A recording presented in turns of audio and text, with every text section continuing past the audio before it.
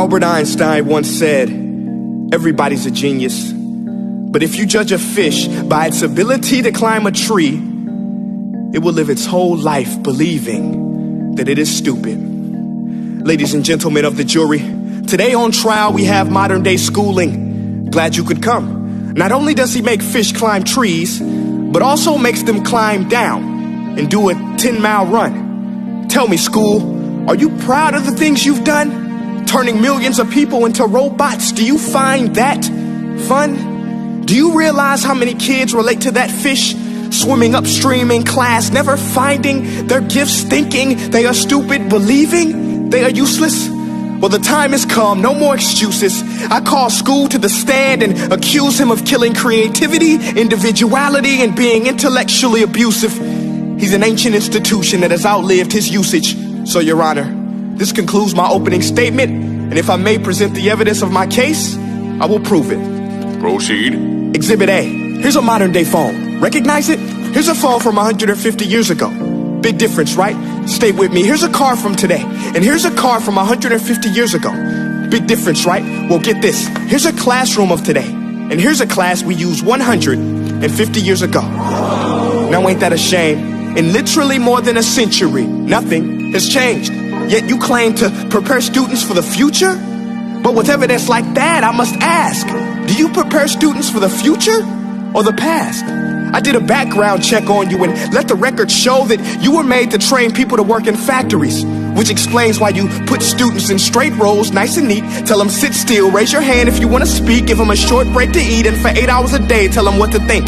Oh, and make them compete to get an A. A letter which determines product quality, hence grade A of meat.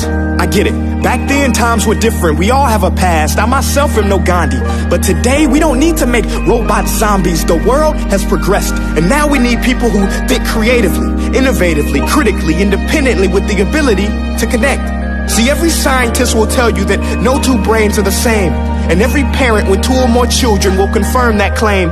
So please explain why you treat students like cookie cutter frames or snapback hats, giving them this one-size-fits-all crap. Watch your language. Sorry, Your Honor, but if a doctor prescribed the exact same medicine to all of his patients, the results will be tragic. So many people would get sick, yet when it comes to school, this is exactly what happens, this educational malpractice, where one teacher stands in front of 20 kids, each one having different strengths, different needs, different gifts, different dreams, and you teach the same thing the same way?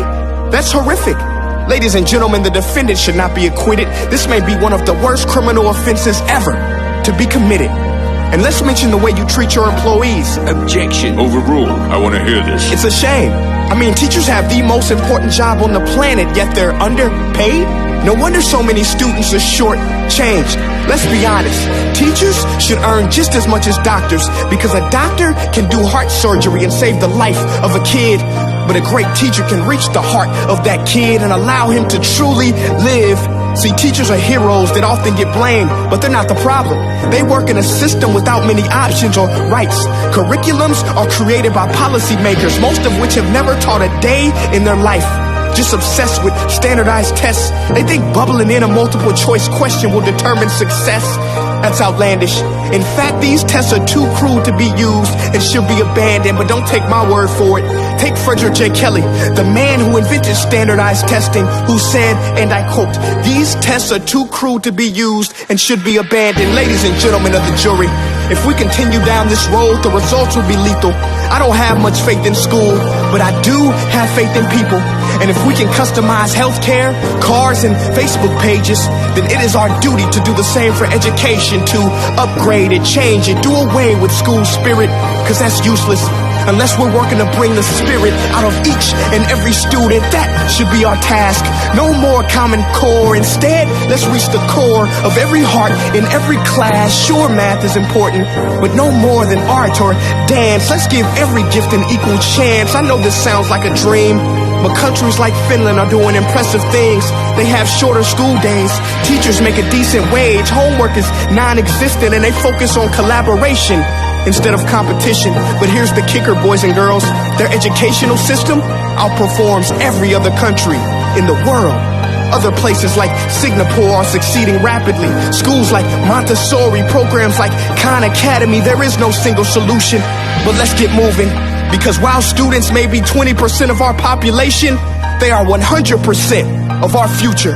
So let's attend to their dreams, and there's no telling what we can achieve. This is a world in which I believe, a world where fish are no longer forced to climb trees. I rest my case.